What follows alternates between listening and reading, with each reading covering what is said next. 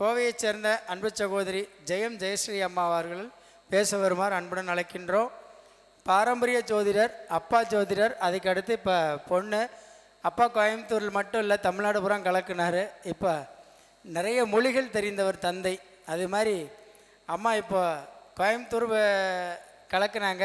இப்போ ஃப்ளைட் ஏறி வெளிநாடுகளை கலக்கிட்டு இருக்காங்க. ரீசெண்டாக கேள்விப்பட்டேன் உள்ளூரில் ஜாதகம் பார்க்கறது இல்லைன்னு. பரவாயில்லாமா, சந்தோஷம். வாழ்க வளமுடன். அனைவருக்கும் வணக்கம். என் பேர் ஜெயம் ஜெயஸ்ரீ, கோவையிலேருந்து. பிரகாஷ் ஐயாவே என்னை இன்ட்ரடியூஸ் பண்ணி வச்சுட்டாரு. 10வது மாத கருத்தரங்கம் செந்தூரான் அறக்கட்டளைக்கு முதல் முறையாக நான் வருகிறேன். ஏன்னா அவர் நிறைய தடவை என்னை கூப்பிட்டுருந்துருக்காரு. அவர் சொன்ன மாதிரி அவருடைய சங்கத்தாலைகளே பிஸியாக இருக்காங்க. அது மாதிரி கொஞ்சம் வர முடியாத காரணத்தினால தான் நாங்கள் 2 பேரோட இதில் வர முடியல. இன்றைக்கி வந்து உங்களையெல்லாம் சந்திச்சது நான் ரொம்ப ஒரு மகிழ்ச்சி அடைகிறேன். அதுவும் பிரகாஷ் அப்படிங்கிறவர் வந்து எல்லோரும் ஐயா ஐயான்னு கூப்பிடுவாங்க. நான் தம்பி தம்பின்னு தான் கூப்பிடுவேன். என்னுடைய அருமை தம்பி. நாங்கள் வந்து சில நேபாள், டெல்லியெல்லாம் போகும்போது ரொம்ப அறிமுகமானவர், அன்பானவர். அவர் பழகிற விதமே வந்து மற்றவர்களை எல்லாத்தையும் அப்படியே ஒன்றிணைத்து செல்லக்கூடிய ஒரு அமைப்பு. யார்கிட்டையும் கடிஞ்சு பேசவே மாட்டார், சிரிச்சுக்கிட்டே தான் இருப்பார். சரி, எனக்கு முன்னாடி ராஜா சங்க ஐயா வந்து தோஷங்களை பற்றி விளக்கமாக சொன்னார் இல்லைங்களா? தோஷம்னா என்ன, அது பாலாரிஷ்ட தோஷத்தை பற்றி அற்புதமாக ஒரு விஷயங்கள் சொன்னார். இந்த பாலாரிஷ்ட தோஷம் அப்படிங்கிறது நிறைய விஷயங்கள் இருக்குது. நம்ம வந்து 12 தோஷங்கள் முக்கியம், 68 தோஷங்கள் எல்லாம் நிறையா இருக்குது. அது ஒவ்வொரு விதமான பகுத்தவை. இப்போ நான் வந்து உங்களுக்கு சொல்கிறது வந்து ஒரு கர்ம வினைகளுக்கு உண்டான பரிகாரங்கள், அந்த கர்மாவை எப்படி நம்ம தீர்க்கிறது. நம்ம ஜாதகத்தில் ஒரு சில பேர் சொல்லுவாங்க, என்ன பண்ணாலுமே எனக்கு செட் ஆகலை, என்ன பண்ணாலுமே நான் வந்து அதை அனுபவிக்க முடியல. நீங்கள் அதை சொல்கிறீங்க, நான் இதை சொல்கிறேன். கட்டம் நல்லா இருக்குன்னு ஒரு ஜாதகர் சொல்கிறாரு. சுக்கிரன் உச்சமாக இருக்குது, செவ்வாய் உச்சமாக இருக்குது, இது வந்து நல்ல ஒரு வர்க்கோத்தமமாக இருக்குது, பரிவர்த்தனையாக இருக்குது. இவ்வளோ ஒரு யோகங்களை கொடுத்து என்னால் வந்து பெரிய லெவலில் கொண்டு போக முடியல அப்படின்னு நம்ம சொல்கிறோம். அதுக்கு சில விதிமுறைகள் நம்ம வந்து வச்சுருக்கோம். என்ன அப்படின்னா, சரம் ஸ்திரம் உபயம் அப்படின்னு சொல்லி, சரம் ஸ்திரம் உபயம், இப்படி நம்ம 3 விதமான லக்னம் இருக்குது. சர லக்னம், ஸ்திர லக்னம், உபய லக்னம். இந்த கர்மாவில் நம்ம வந்து என்னென்னமோ எத்தனையோ விஷயங்கள் சொல்கிறோம். நம்மளுக்கு வந்து உத்தம கர்மா, தர்மம் கர்மா, இந்த மாதிரி அந்த கர்மாவை தாண்டி சர கர்மா, ஸ்திர கர்மா, அடுத்தது பார்த்திங்கன்னா உபய கர்மா, இப்படி வந்து ஒரு 3 வகையாக பிரிச்சுக்கோங்க. அப்போ ஒரு ஜாதக கட்டத்தை நம்ம வாங்கின உடனேயே அவங்க எந்த விஷயத்தில் தோஷத்தில் இருக்காங்கன்னு ஃபஸ்ட்டு தெளிவாக தெரிஞ்சு அவங்கக்கிட்ட சொன்னோம் அப்படின்னா அந்த விஷயத்தை அவங்களுக்கு தீர்க்கும். அதை நம்ம எப்படி கண்டுபிடிக்கிறது? இப்போது சர லக்னம் ஒருத்தர் இருக்காங்க. சர லக்னம் அப்படின்னு, மேஷங்கிறது சரம் இல்லைங்களா? இந்த சர லக்னத்தில் இருக்கிறவங்க சூரியனுடைய நட்சத்திரம், சூரியனுடைய நட்சத்திரம் இருக்கு இல்லையா, அதில் இருக்கக்கூடிய 2ஆம் பாதம், சூரியனுடைய நட்சத்திரத்தில் இருக்கக்கூடிய 2ஆம் பாதம் எந்த கிரகத்தில் இருக்குன்னு ஃபஸ்ட்டு பார்த்துக்கோங்க. சூரியனுடைய நட்சத்திரம் 2ஆம் பாதம். அடுத்தது புதன் நட்சத்திரத்தில் இருக்கக்கூடிய 2ஆம் பாதம். அடுத்தது ராகு நட்சத்திரத்தில் இருக்கக்கூடிய 2ஆம் பாகம். இந்த 3 சூரியன், புதன், ராகு, இவங்க தான் சர லக்னத்துக்கு உடைய ஜாதகத்துக்கு மிகப்பெரிய பாதகம் செய்யக்கூடிய ஒரு நட்சத்திரம். எப்படின்னு கேட்டிங்கன்னா, இப்போ சூரியன் 2ஆம் பாதம், கிருத்திகை, உத்திரம், உத்திராடம் சூரியனுடைய நட்சத்திரம். இந்த நட்சத்திரத்தில் சர லக்னமாக இருக்கிறவங்களுக்கு எந்த கிரகம் இந்த நட்சத்திரத்தில் வேலை செய்யுதுன்னு பாருங்கள்.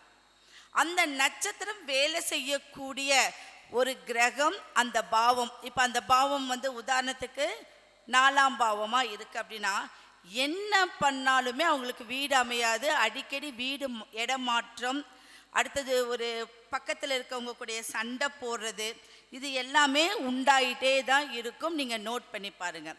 அதே ஐந்து குடைய ஒரு கிரகம் அந்த நட்சத்திர சாரத்தில் இருந்துச்சு அப்படின்னா மெயின் பாவகம்னு எடுத்துக்கோ. 1ஆம் பாவம் 2ஆம் பாவம் இது முக்கியமாக. இதில் வந்து இப்போ 7ஆம் பாவம் எல்லாமே நல்லா இருக்கு. நாக தோஷம் இல்லை, கலஸ்தர தோஷம் இல்லை, செவ்வாய் தோஷம் இல்லை. தோஷம் இல்லை ஆனால் அவனுக்கு திருமணம் ஆகலை. நிறைய பேர் பார்த்துருக்கீங்க, தோஷம் இல்லை ஆனால் திருமணம் ஆகலை. அப்போது அந்த அவர் என்ன லக்னம்னு பார்த்துட்டு ஃபஸ்ட்டு சரலக்னமாக இருந்தால் இந்த சூரியன் புதன் ராகு இவங்க நட்சத்திரத்தில் அந்த 7ஆம் பாவம் போய் சிக்கியிருக்கும். குழந்தை இல்லைன்னா அந்த 5ஆம் பாவம் போய் சிக்கியிருக்கும். எவ்வளவு சம்பாதிச்சாலும் சரி அந்த சம்பாதிக்கக்கூடிய ஒரு பணம் நம்ம கைக்கு கிடைக்காம மருத்துவ செலவில் கொண்டு போய் விட்டுருக்கோம்.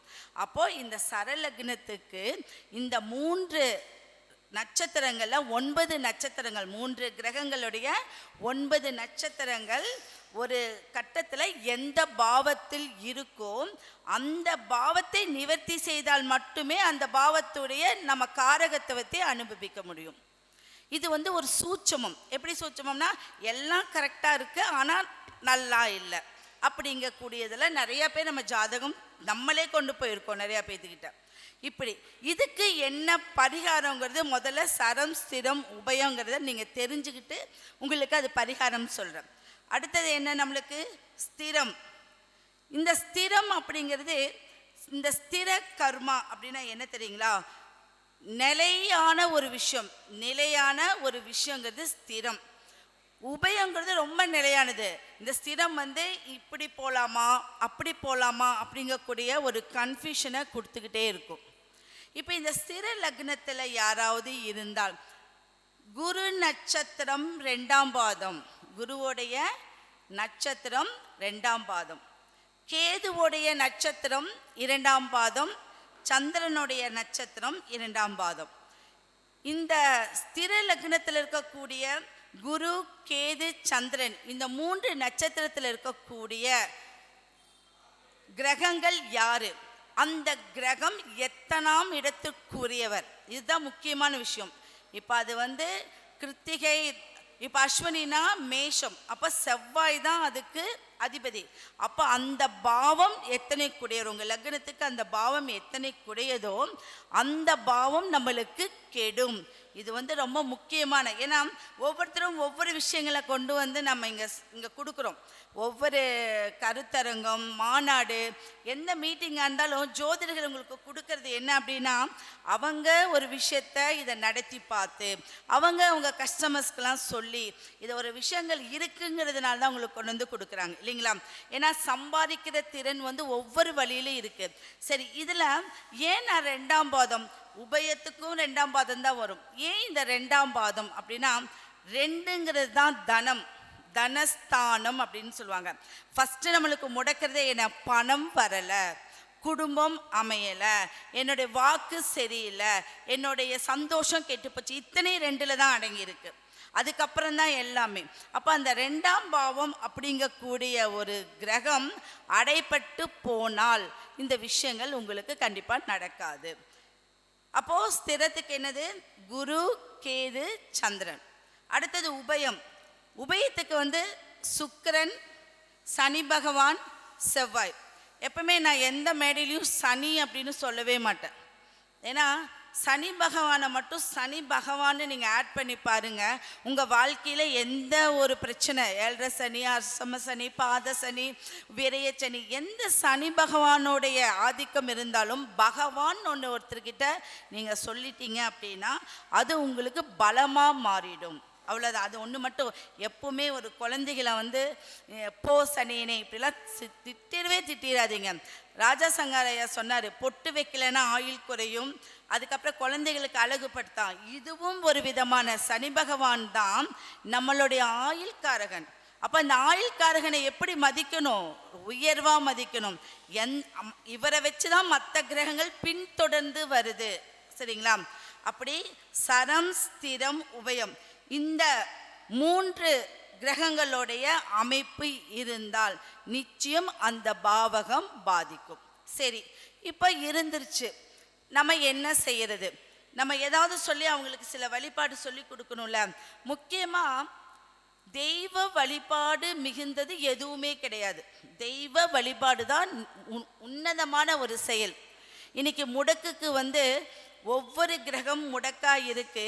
அந்த கிரகத்துக்கு இந்த கோயிலுக்கு போங்க அப்படின்னு சொல்லி வச்சிருக்காங்க. அப்போ நம்மளுடைய ஜாதகத்தில் ஆராய்ச்சி பண்ணி முன்னோர்கள் தான் எல்லாம் எடுத்து வச்சிருக்காங்களோ இல்லையே, இன்னைக்கு வரவங்க எதுவுமே எடுத்து வைக்கல.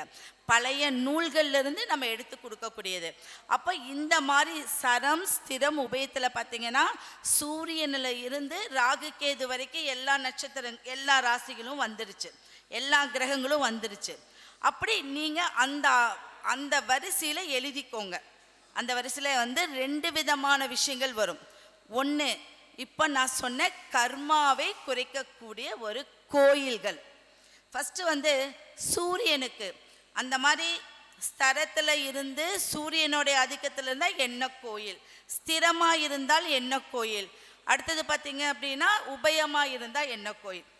சூரியனுக்கு திருவண்ணாமலை, அண்ணாமலை, உண்ணாமலையார். திருவண்ணாமலை அண்ணாமலை உண்ணாமலையார் சுவாமியை தரிசனம் பண்ணியே ஆகணும்.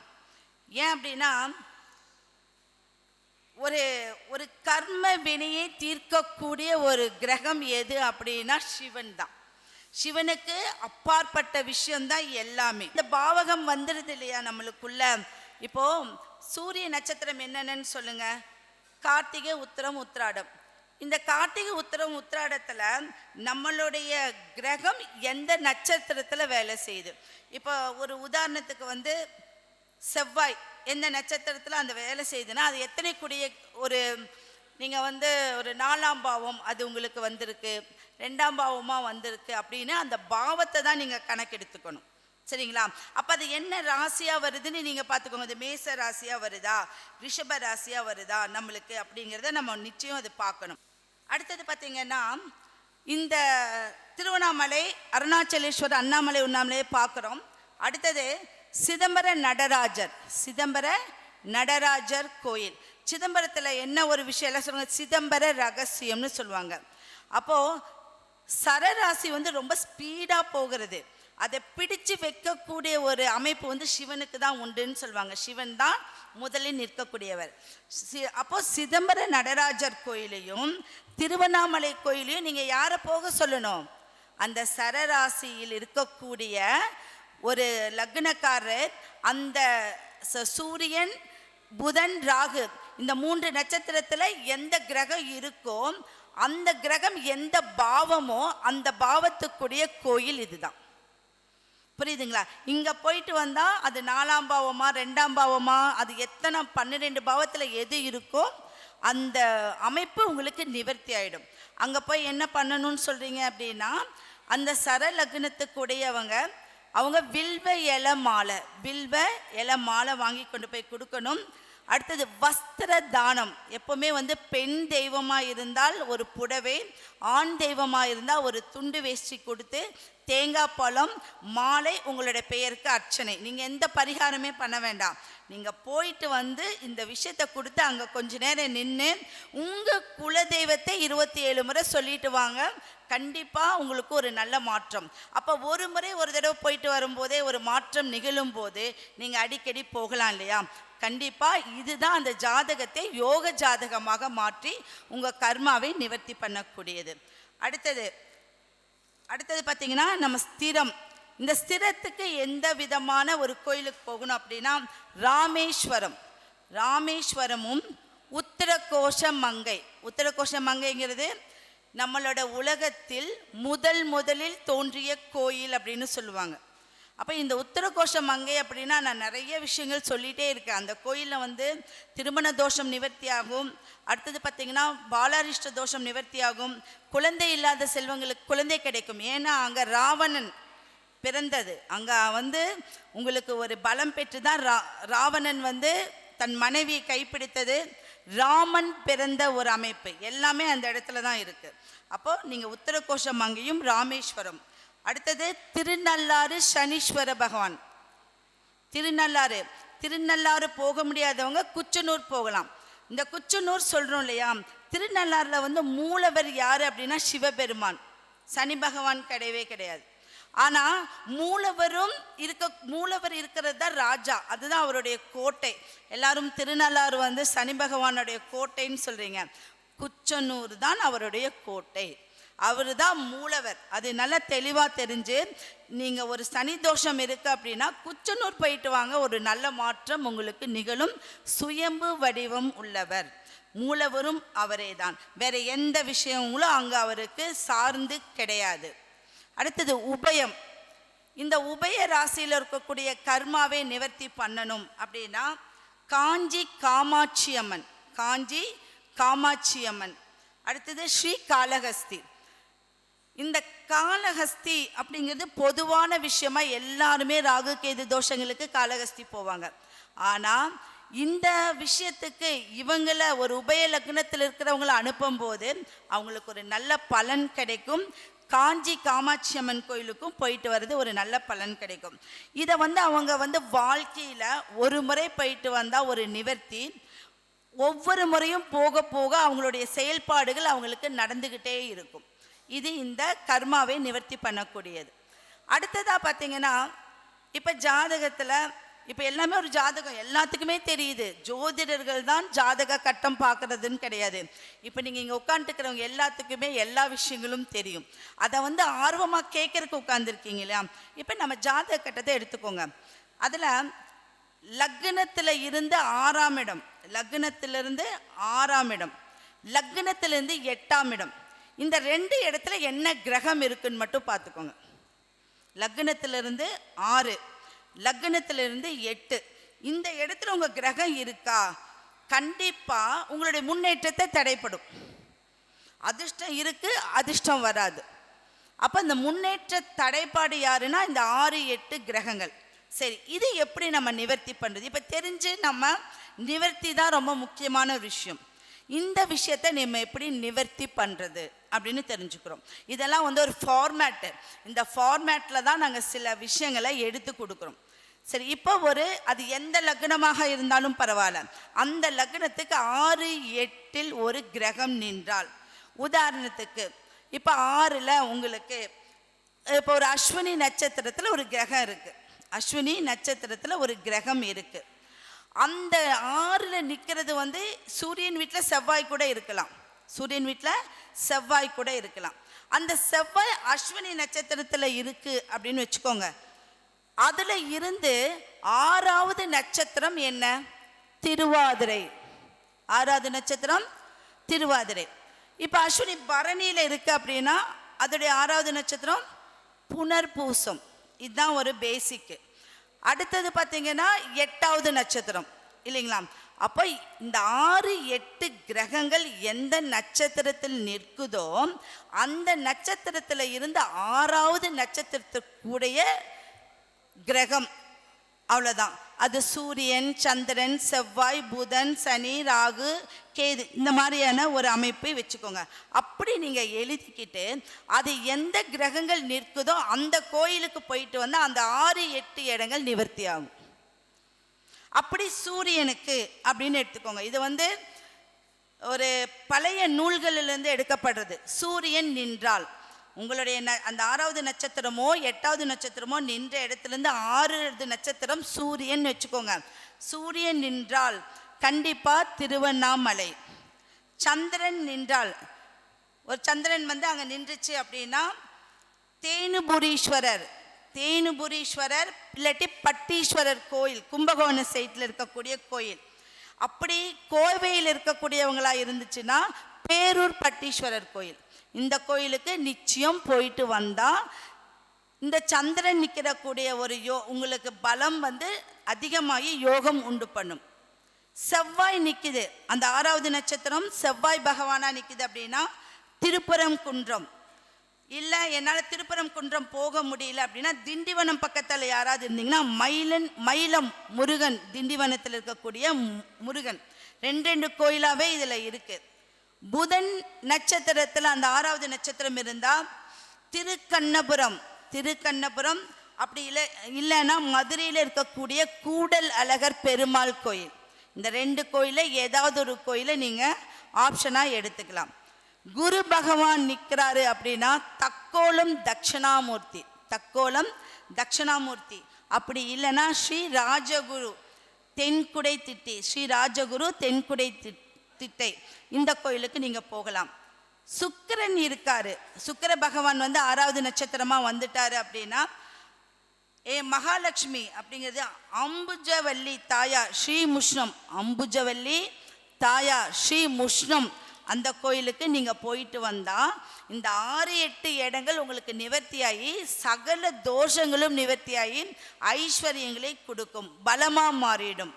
சனி பகவான் நின்றார்னா கரிவரதராஜ பெருமாள் பொள்ளாச்சியில் இருக்குது, அப்படி இல்லைன்னா மங்கள சனீஸ்வரர் திருவாதவூர் மதுரையில் இருக்குது. இந்த 2 கோயிலுமே ஆப்ஷனில் இருக்குது, நீங்கள் எந்த கோயிலுக்கு வேணாலும் போகலாம். ராகு பகவான் நின்றார் அப்படின்னா வனதுர்கை கதிராமங்கலம், அப்படி இல்லைன்னா திருச்செங்கோடு மலைமேல் இருக்கக்கூடிய அர்த்தநாரீஸ்வரர் கோயில் இருக்கக்கூடிய ஆதிசேஷன், அவரை நீங்கள் வழிபடணும். கேது பகவான் இருந்தார் அப்படின்னா அவ்வைக்கு அருளிய விநாயகர் சன்னதி சிவனாலயம் எங்கே இருக்குது அப்படின்னா திருக்கோவிலூர், திருக்கோவிலூர் இந்த இடத்துல இருக்குது. இந்த விஷயங்கள் வந்து ஒரு சார்ட்டு தான், இதை நீங்கள் வந்து எழுதி நீங்கள் வந்து எடுத்து வச்சுக்கிட்டீங்க அப்படின்னா நிச்சயம் உங்களுடைய ஜாதகத்துக்கு நல்ல பலத்தை சொல்லக்கூடிய ஒரு அமைப்பு உண்டு. சரிங்களா? என்ன அப்படின்னா எல்லாம் மதிய உணவு நேரம் ஒரு 2 டிப்ஸு சொல்லிட்டு நான் இது பண்ணிடுறேன். இப்போ ஒரு கடை வச்சுருக்கீங்கன்னு வச்சுக்கோங்க, கடை வந்து நம்ம வச்சுருக்கோம், அந்த கடைக்கு மக்கள் கூட்டத்தை வர வைக்கணும். நிறைய பேர் இப்போ நிறைய இன்வெஸ்ட்மெண்ட் பண்ணியிருப்போம், இந்த இன்வெஸ்ட்மெண்ட் பண்ணி மக்கள் வரலை அப்படின்னு நிறைய பேர் நினைப்பீங்க. அப்போது அரச மரத்துடைய ஒரு குச்சி, ஆலமரத்துடைய ஒரு குச்சி, வன்னி மரத்துடைய ஒரு குச்சி. வன்னி பகவானா யார்? சனி பகவான். அரசனை போல் ஆளணும்னா அரச மரம், ஆழமாக ஒரு ஸ்டாண்டர்டாக இருக்கணும்னா ஆலமரம். ஓகே, அடுத்தது பார்த்தீங்க அப்படின்னா எலுமிச்சை மரம். எலுமிச்சை அம்மனுக்கு உகந்த வசிய சக்திக்குடைய ஒரு மரம். இந்த 4 குச்சியும் எடுத்துக்கோங்க, அது கூட வசம்பு போட்டு நல்லா கட்டிக்கோங்க. இது கூட நிறையா பறவைகள் வந்து ஒரு மரத்தில் கூடும், கீச்சு கீச்சுன்னு கத்திக்கிட்டே இருக்கும். நீங்கள் பார்ப்பீங்க, எல்லா மரத்துலையும் இப்படி இருக்காது.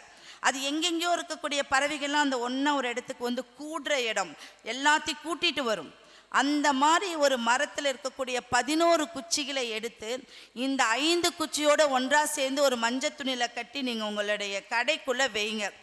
எங்கெங்கேயோ இருந்தாலும் மக்கள் கூட்டம் நிச்சயம் வருவார்கள். இது வந்து நிறையா விஷயங்கள் வந்து என்னுடைய ஒரு பரிகாரமாக நம்ம சொல்லிக்கிட்டே இருக்கோம். அடுத்தது திருஷ்டின்னு சொல்கிறோம். எனக்கு வந்து தொழில் திருஷ்டி, கண் திருஷ்டி, இதுதான் மக்களுக்கு நிச்சயம் இருக்கக்கூடியது. ஒரு தேங்காய் எடுத்துக்கோங்க, ஐயா சொன்னார் தேங்காயில் வந்து நவதானியம் போட சொன்னார். ஒரு தேங்காயில் 3 கண்களையும் உடைத்து அதில் இருக்கக்கூடிய தண்ணியை வெளியேற்றிட்டு அதுக்குள்ளே ஃபுல்லாக தேங்காய் எண்ணெய் ஊற்றுங்க.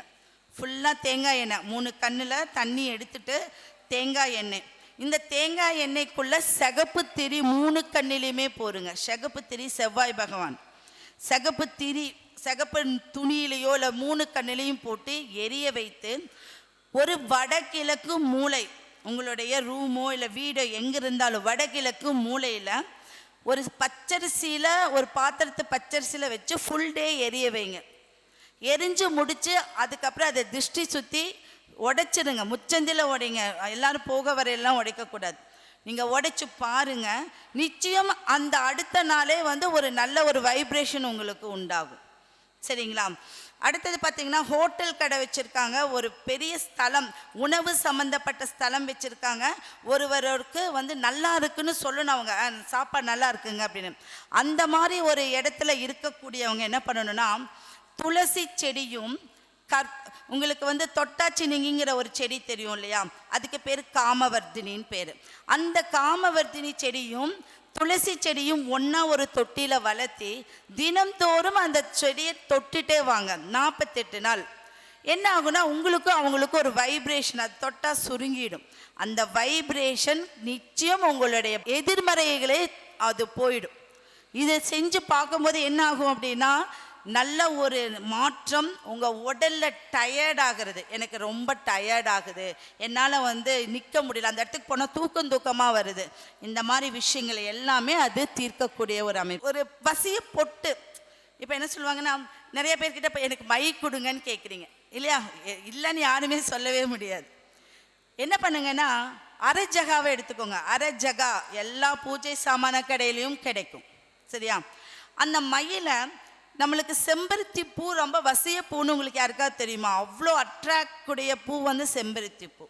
இந்த அரை ஜகால செம்பருத்தி பூவையும் ஏலக்காயோடைய உள்ள இருக்கக்கூடிய விதையும் எடுத்து நல்லா பொடி பண்ணி இந்த அரைஜகால கலக்கி நெத்தியில திலகமாக போயிட்டு வரும்போது அந்த காரியம் நிச்சயம் சக்ஸஸ் ஆகும்.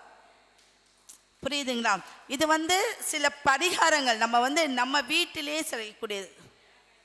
ஏலக்காயோடைய விதை அது வந்து நெத்தியில அந்த அரைஜகாவோட கலக்கி, செம்பருத்திங்கிறது இப்போ செம்பருத்தியுடைய மகரந்தம் அப்படின்னா தேனீக்கள், அந்த ஒரு தேனி வந்து அதுலேருந்து மகரந்தத்துலேருந்து தேனி எடுக்கும்.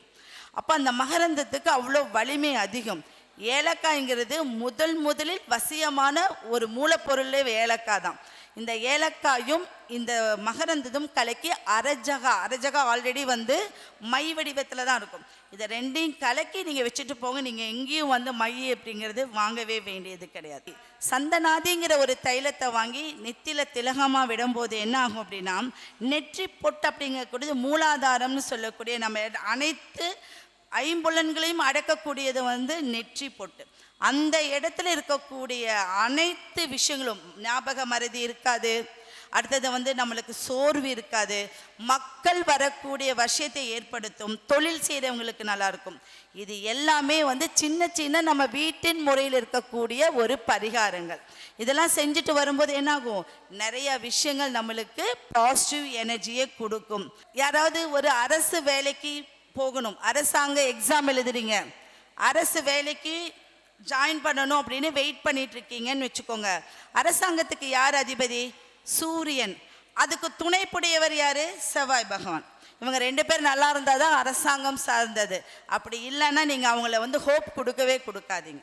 அப்படி அதில் எக்ஸாம் எழுதுறவங்களும் அது நல்லா இருந்து கிடைக்காதவங்களும் என்ன பண்ணணும் அப்படின்னா, சூரியன் ஞாயிற்றுக்கிழமையில சூரியோதய வேலையில் ஒரு டம்ளர் ஃபுல்லாக, அது வெண்கலத்திலையோ இல்லை உங்ககிட்ட வெள்ளி டம்ளரோ இருந்தால் ஒரு தண்ணியை எடுத்துக்கிட்டு அதில் தர்ப்பப்புல்லோ அருகம்புல்லோ போட்டு அந்த சூரியன் கிட்ட காமிங்க. அந்த டம்ளரை நீங்களும் கிழக்கு நோக்கி சூரியன் கிட்ட நில்லுங்க. அந்த டம்ளர் தண்ணியை சூரியன் கிட்ட காமிக்கும் போது அதோடைய பிம்பம் வந்து அந்த தண்ணியில் விழுகும். அதில் இருக்கக்கூடிய தர்ப்பப்புள்ளையும் அருகம்புள்ளையும் அதோடைய பிரதிபலிப்பு அந்த தண்ணிக்குள்ளே இருக்கும். அந்த தண்ணி என்ன பண்ணுங்க, உங்களுடைய முகம் பாருங்க, பிம்பத்தை பாருங்க. அப்போ என்னாகும், சூரியனுடைய நேர் கதிர்கள் உங்களுடைய கண்கள் வழியாக வரும். ஏன்னா சூரியனா வலது, சந்திரனா இடதுன்னு கண்கள்னு சொல்கிறோம். அருகம்புல்லோ தர்ப்பப்புல்லோ ரெண்டில் ஏதோ ஒன்று எடுத்து வச்சுட்டு அந்த தண்ணியை குடிச்சுக்கோங்க. முதல் நாள் எப்போ ஆரம்பிக்கணும் அப்படின்னா, ஒரு ஞாயிற்றுக்கிழமை சூரியோதயம் ஆரம்பித்து 48 நாட்கள் அதை தொடர்ந்து செய்யும்போது நீங்கள் அந்த போட்டிருக்கிற அந்த அருகம்புல்லோ தர்ப்பப்புல்லோ எடுத்து சேமித்து வச்சுக்கிட்டு அதை என்ன பண்ணணும், 48 நாள் கழித்து உலர்த்தி அதை பொடியாக்கி மையாக்கணும். கறிக்கு மையாக்கி திலகமாக விட்டுட்டு வந்து ஒரு எந்தாவது இடத்துக்கு போனீங்கன்னா நிச்சயம் ஜெயிக்கக்கூடிய தன்மை உண்டு. சரிங்களா? நன்றி. எனக்கு இவ்வளவு நேரங்களாக பேசுறதுக்கு வாய்ப்பு கொடுத்த பிரகாஷ் ஐயா அவர்களுக்கும் ஸ்ரீ செந்தூரான அறக்கட்டளை மென்மேலும் வளர என்னுடைய வாழ்த்துகள் நிச்சயம் உண்டு. அவருக்கு உறுதுணையாக இருக்கக்கூடிய அமைப்பு இருக்கு. என்னுடைய ஃபோன் நம்பர் 9944555797 99 44 55 57 97. சரிங்களா? இன்னொரு நம்பர் 9994305580. நன்றி. மிகவும் அற்புதமாக பேசி நிறைய விஷயங்களை ரொம்ப எளிமையான முறையில் கொடுத்துருக்காங்க. அன்பு சகோதரி ஜெயஸ்ரீ அம்மா அவர்களுக்கு ஸ்ரீ செந்தூரான் அறக்கட்டளையின் சார்பாக பொன்னாடை போற்றி கௌரவப்படுத்துகிறோம்.